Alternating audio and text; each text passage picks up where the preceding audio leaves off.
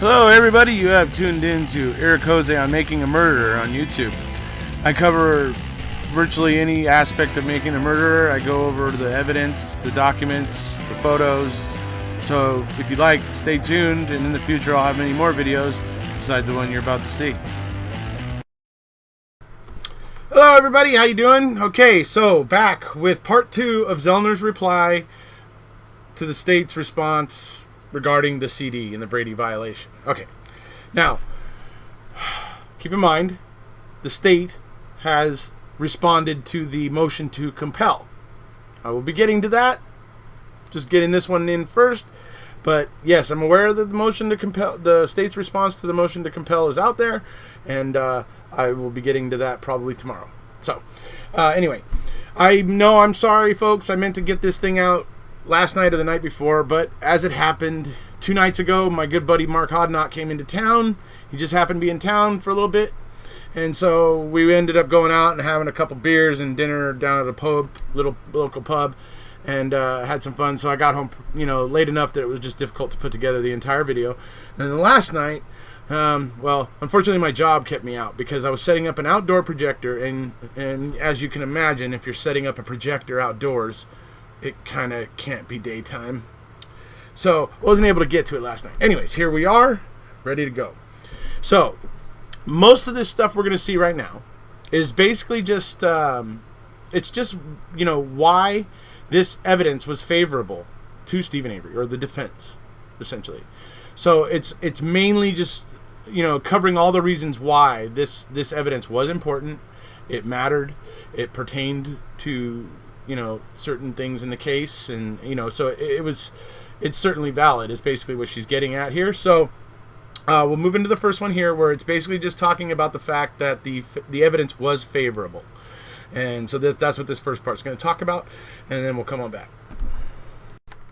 All right, continuing on with part 2 here. The evidence was favorable to the defense. The state argues that the Veely CD was not favorable to the defense. Once again, the state is construing the Brady violation too narrowly. The 7 DVDs, which were provided to the trial defense counsel, contained 6,545 pages of data that had not been organized into a forensic analytical framework that specifically extracted evidence relevant to the murder. For example, the CD, and not the DVDs, contained 2,632 search results devised by the investigators of Miss Halbach's murder for the terms relevant to the crime, including blood, 1 result; body, 2,083 results; bondage, 3 results; bullet, 10 results; cement, 23 results; DNA, 3 results; fire, 51 results; gas, 50 results; gun, 75 results; handcuff, 2 results; journal, 106 results; MySpace, 61 results; news, 54 results; RAV, 74 results; stab, 32 results; throat, 2 results; and tires, 2 results. Each of the word search items on the CD were specifically linked to the state's theory regarding the forensic evidence in the Teresa Halbach murder.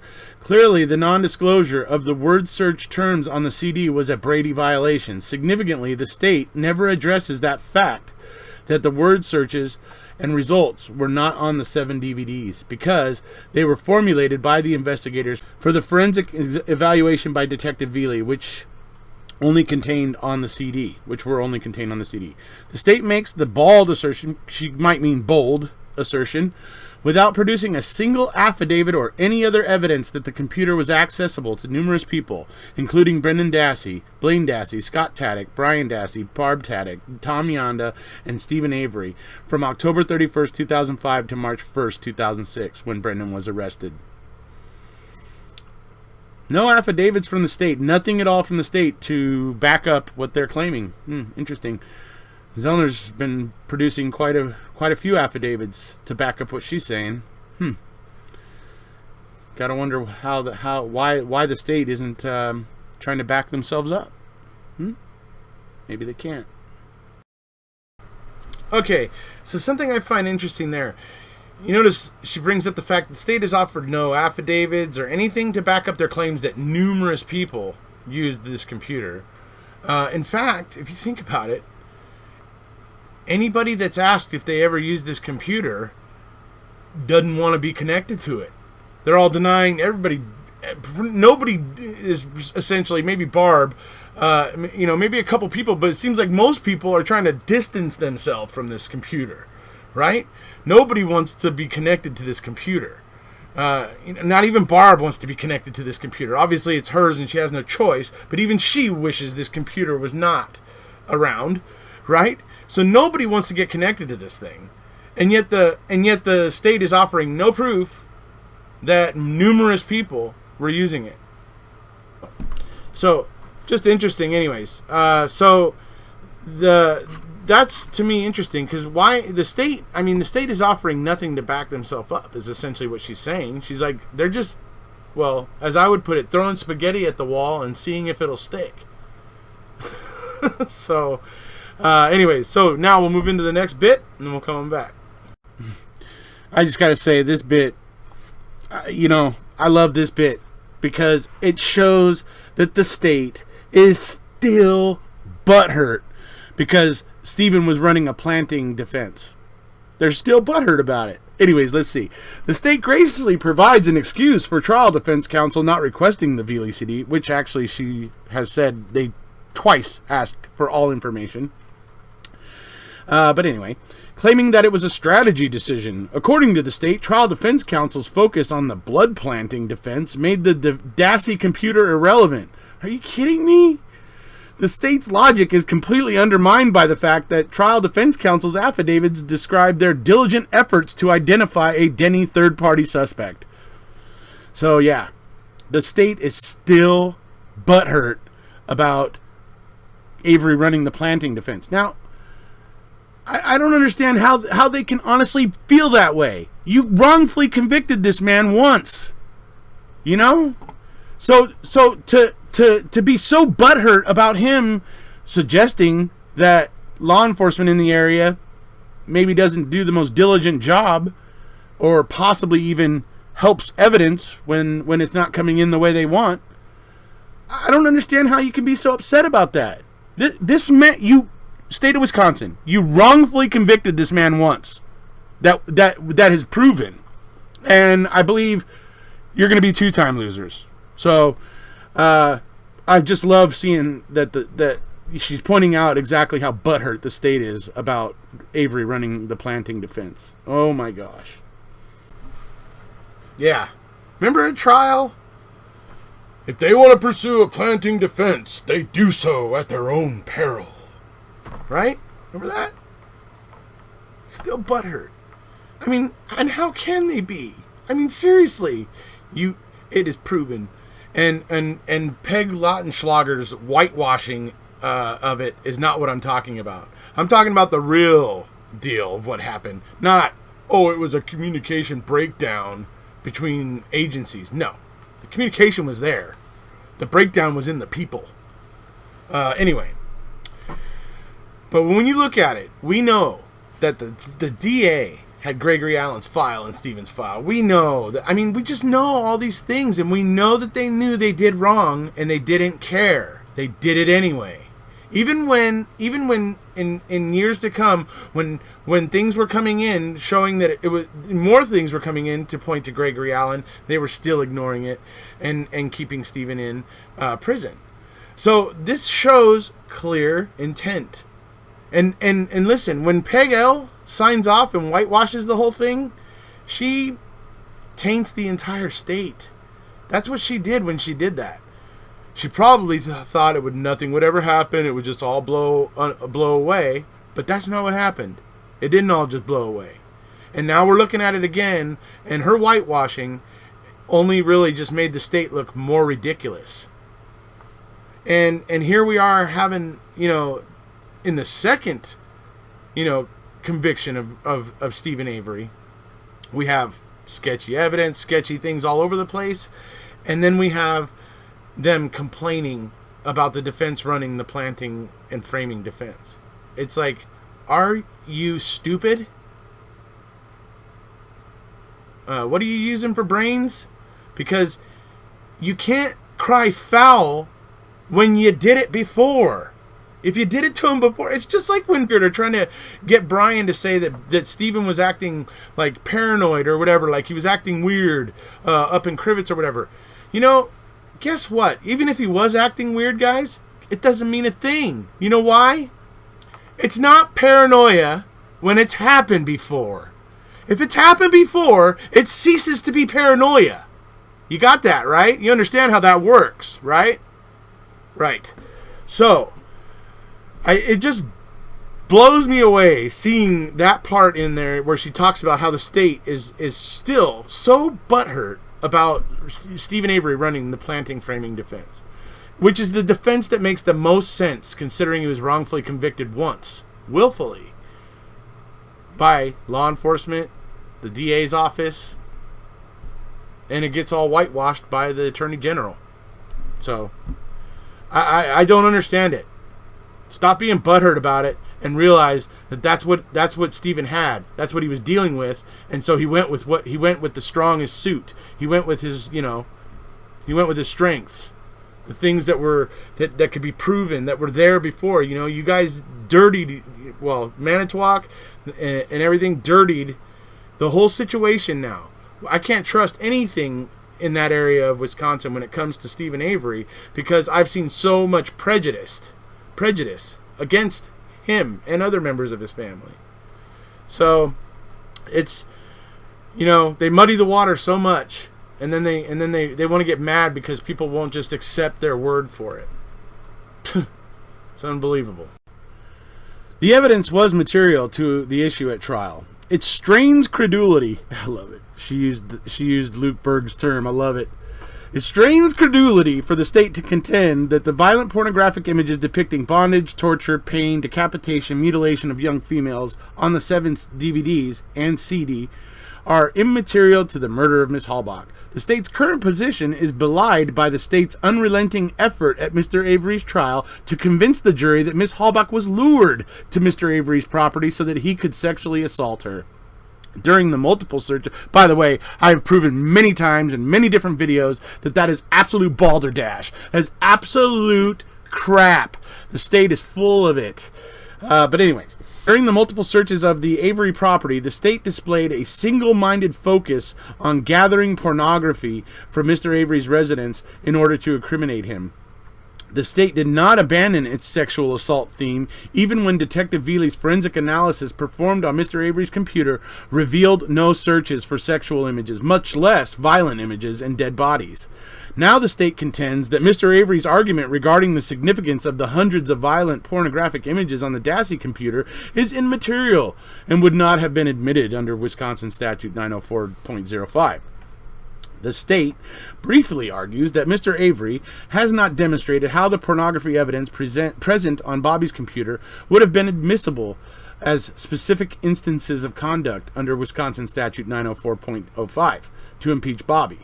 The state's argument is misleading in multiple forms. First, the pornography evidence, including images Bobby viewed depicting violence against women, would have been admissible as proof of Bobby's motive, intent, and/or plan to sexually assault and murder Miss Halbach.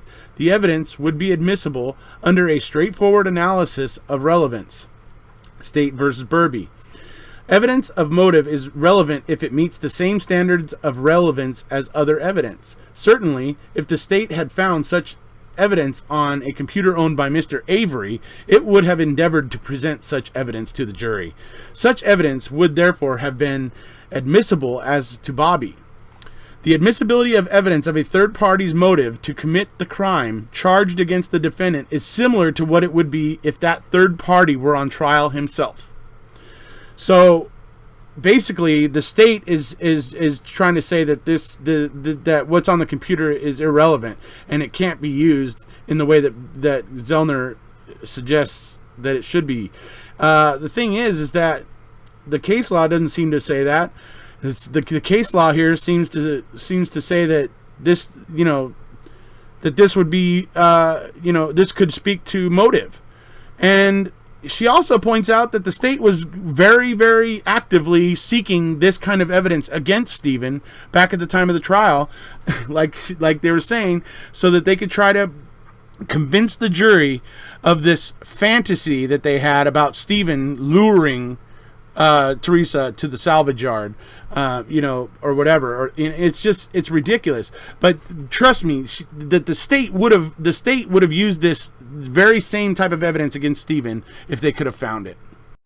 If trial defense counsel had possession of the Dassey computer internet browsing data from the CD, they would have been able to impeach Bobby's testimony that he was asleep from 6:30 a.m. until 2:30 p.m.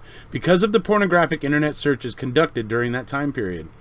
The state ignores Mr. Avery's contention that the deceptive, untimely disclosure of the 7 DVDs also constitutes a Brady violation. Again, in an effort to defeat Mr. Avery's Brady claim, the state is attempting to limit Mr. Avery's Brady argument to the CD, when in fact, the untimely and deceptive disclosure of the 7 DVDs also constitutes a Brady violation, which prevented Mr. Avery from successfully meeting the Denny requirements of establishing a third-party suspect.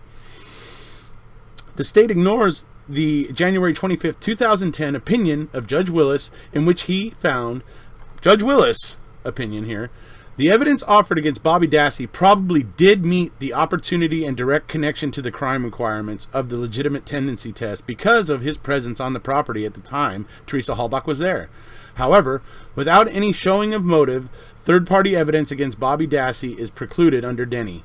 The violent pornography images and searches connected directly to Bobby would have established motive pursuant to Denny. Despite Judge Willis's opinion that the trial defense counsel had established a direct connection between Bobby and Miss Halbach's murder, the state continues to argue there was no direct connection. It is hard to imagine a more direct connection between Bobby and Miss Halbach's murder than the presence of her bones in the Dassey burn barrel. Alright, so what I find interesting there is the state is trying to claim that Bobby Dassey didn't have access to Teresa, or didn't have the means and the opportunity, apparently. But then you hear right there, Judge Willis himself said that he met those two. He couldn't see any reason, any motive, so he denied him as a third-party suspect. That's why. Now, with this information, that can elevate him. That has the motive there. That shows, it shows an affinity to raping, murdering bodies, that sort of stuff. So that would kind of suggest a possible motive. So that's what I find interesting there, because the state is busy trying to, deny. I did notice that in their response too. I was like, oh, what are they talking about? Judge Willis said, that he meant those two things. So I don't know what is in the state's mind to make them say that, to try to change tack, but I let them do what they want, because it looks like they're falling flat on their face at the moment, but we'll have to see what happens in the court. So we're going to move into the next one now, and we'll come on back. The state erroneously claims that the evidence is only material if a different verdict would have resulted had the suppressed evidence been available to the defense. In Kyles, the United States Supreme Court stated that a showing of materiality does not require demonstration by a preponderance that disclosure of the suppressed evidence would have resulted ultimately in the defendant's acquittal, but whether, in its absence, he received a fair trial, understood as a trial resulting in a verdict worthy of confidence. I think that's one thing this trial wasn't. It was not a verdict worthy of confidence, in my opinion. The state erroneously claims, I'm reading this thing, and I wonder if she does it on purpose. But you remember, erroneously, that was a word that Brad Schimmel used when he prevailed in the tribunal, the 3-judge panel. At the 7th Circuit, basically his second win when he was, when his conviction had been overturned. And I remember how he said that the decision was erroneous and that he was going to be,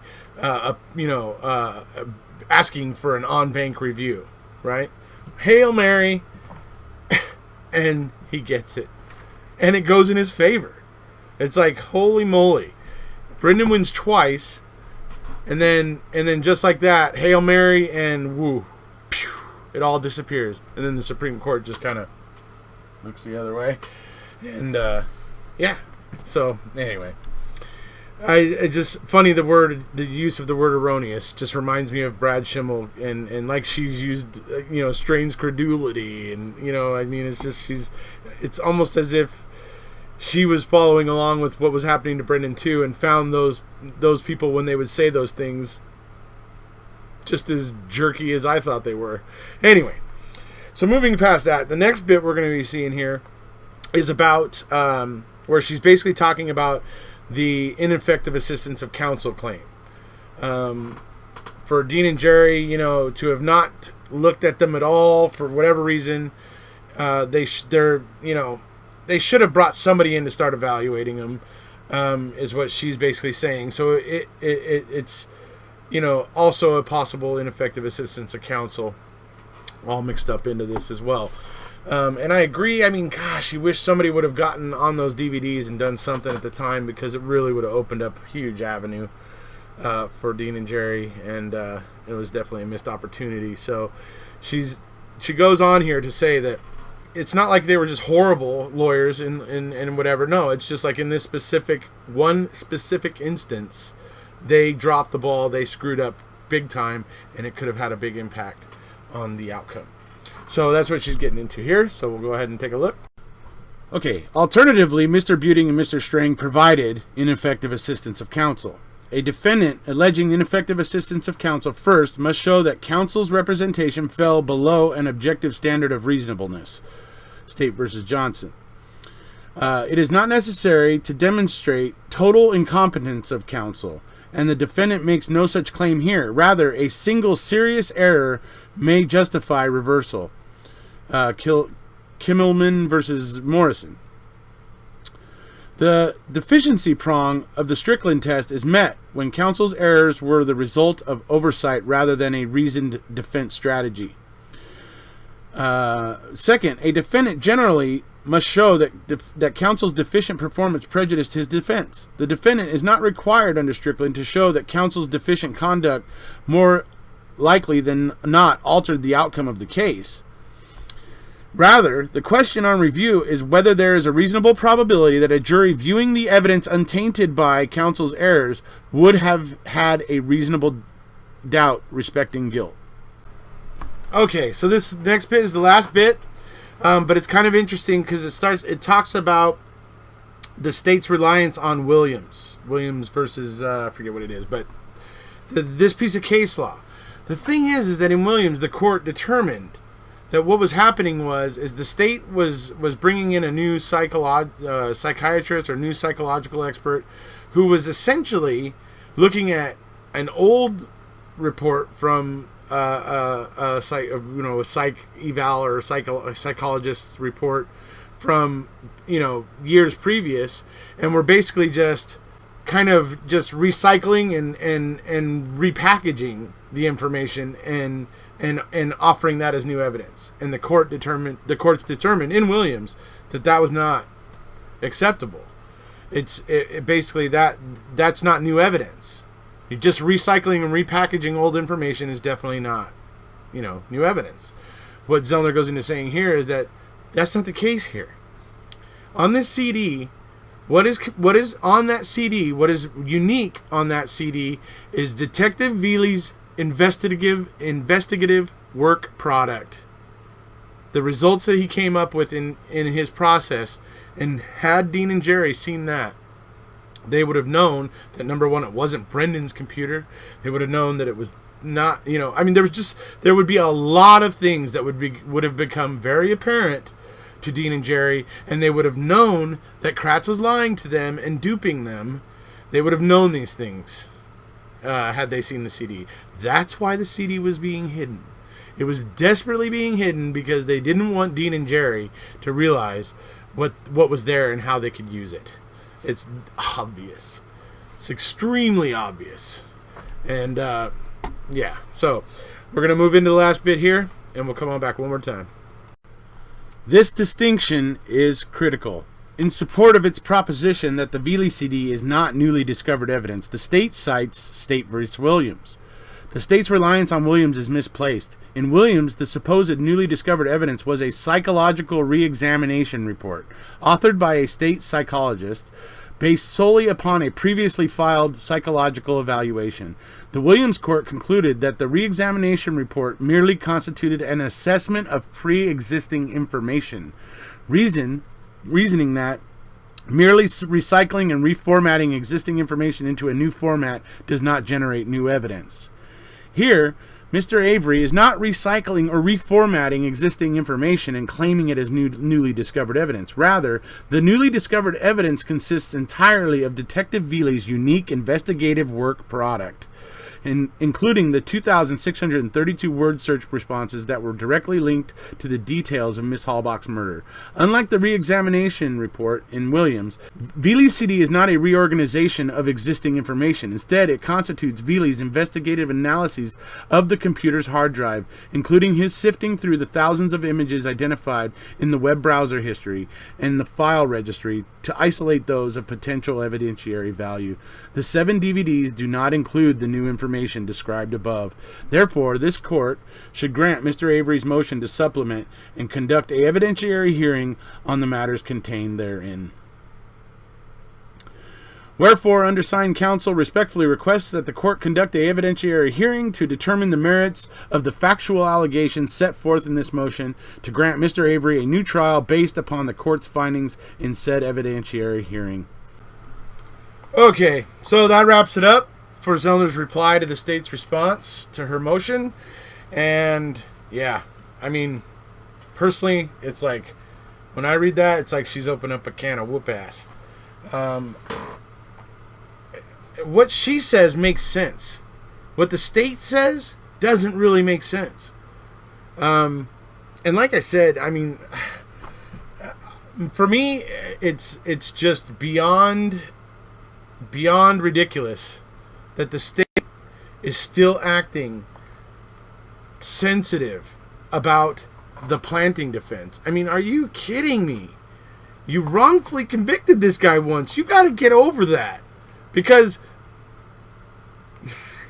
yeah, I don't know what else to say about it. It's just, you have to see it to believe it, right? And there it was in black and white. I mean, the state is still just, you know, or particularly Fallon, I guess, maybe. I mean, they're still stuck on that. And it's just bizarre to me. But, you know, beyond all that, I mean, there's even the you know, just everything here. I mean, they're trying to claim that it's not new evidence. They're trying to claim, I mean, just everything that they're trying to claim. I mean, I think Zellner pretty much, you know, wraps it up pretty well here. So we're obviously going to see what happens. We all know that the Court of Appeals is watching. So it's going to be interesting. Now, and then we got the motion to compel still, which I'll be covering the state's response to that tomorrow, hopefully.